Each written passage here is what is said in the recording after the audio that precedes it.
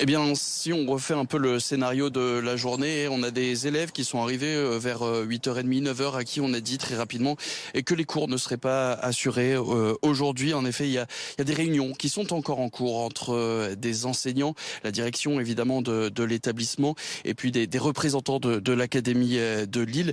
Il faut dire que l'ambiance, elle est un peu spéciale aujourd'hui. On a pu croiser quelques élèves, quelques professeurs qui refusent de nous parler. Les faits qui sont donc reprochés à cette lycéenne qui se serait passée hier soir ici sont particulièrement graves. Elle a été interpellée à son domicile hier après-midi. Elle est soupçonnée d'avoir porté des coups à une enseignante qui lui aurait demandé de retirer son voile alors qu'elle quittait l'établissement.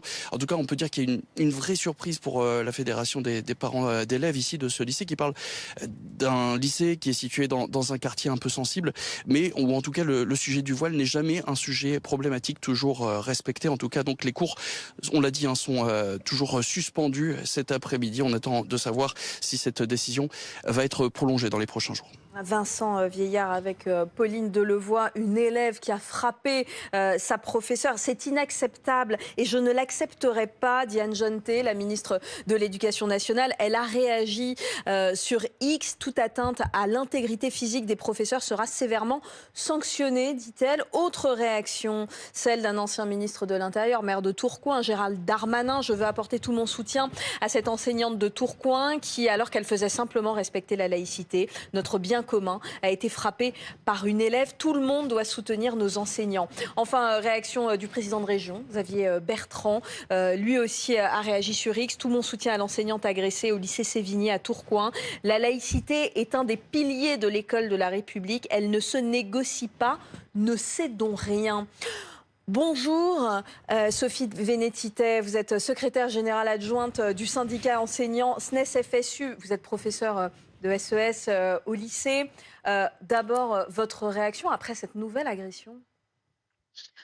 D'abord, c'est bien évidemment penser à notre collègue qui a été violenté, qui a été agressé, lui dire tout notre soutien, et puis dire aussi plus globalement quelle est notre colère de voir que, encore une fois, un professeur, en l'occurrence une professeure, peut être frappé, peut être agressé, tout simplement parce qu'elle fait son métier, et là, en l'occurrence, elle fait respecter une règle, elle fait respecter une loi, la loi sur la laïcité, et c'est pas acceptable aujourd'hui qu'une enseignante, un enseignant se fasse frapper pour ces raisons-là.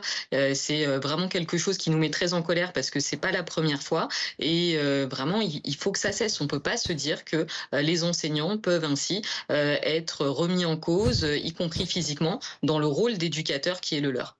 Est-ce que c'est fréquent pour les professeurs de devoir faire respecter la laïcité? Je parle notamment du voile. On avait aussi beaucoup parlé de l'abaya l'an dernier. C'est un sujet qui peut exister, il ne faut pas le surestimer, mais il ne faut pas le sous-estimer non plus. Ça arrive dans un certain nombre de collèges ou de lycées. De ce point de vue-là, il faut être très clair. Il y a une règle, en l'occurrence la loi de 2004. Il y a également les règlements intérieurs des collèges et des lycées qui précisent là, en l'occurrence, que l'élève ne peut pas être voilé à l'intérieur de l'établissement scolaire. Cette règle-là, elle s'applique à tous les élèves. On la transmet aux élèves, on leur fait comprendre pourquoi, en faisant le lien avec la laïcité. On apprend ce que c'est que la laïcité.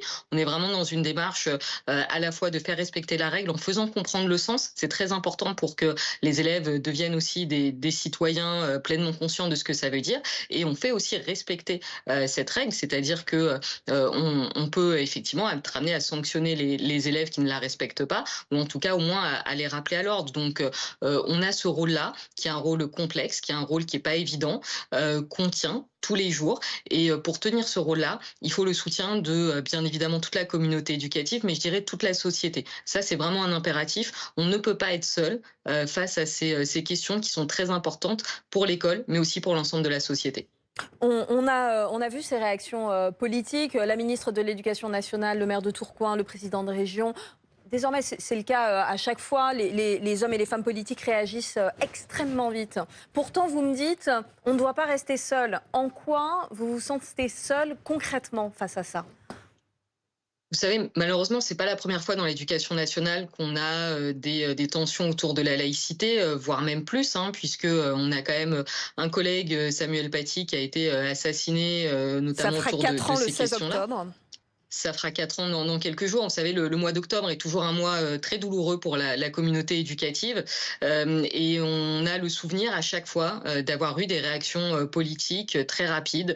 Moi, je me souviens l'année dernière, après l'assassinat de Dominique Bernard, les politiques se sont beaucoup exprimés. Ils ont même pleuré avec nous. Mais ensuite, au quotidien, on sent bien qu'on est parfois laissé seul, qu'on est parfois démuni, qu'on est parfois seul face à tous les maux de la société. Vous savez, on demande beaucoup à l'école et on nous demande parfois de tout faire et de tout faire tout seul. Et je me souviens l'année dernière, l'expression favorite des politiques, c'était il faut faire bloc avec l'école. Sauf que ensuite, depuis un an, il n'y a pas grand monde qui fait bloc avec nous. On se retrouve isolés, notamment dans notre mission de transmission des savoirs, de transmission des questions autour de la laïcité. Il faut que ça passe, bien évidemment. Ce soutien, il doit passer par des paroles, mais aussi par des actes. Aujourd'hui, l'école, elle est quand même bien souvent elle est laissée très seule, parfois laissée à l'abandon par les politiques qui sont menées. Et à un moment, il va falloir que les paroles, elles se traduisent dans des actes.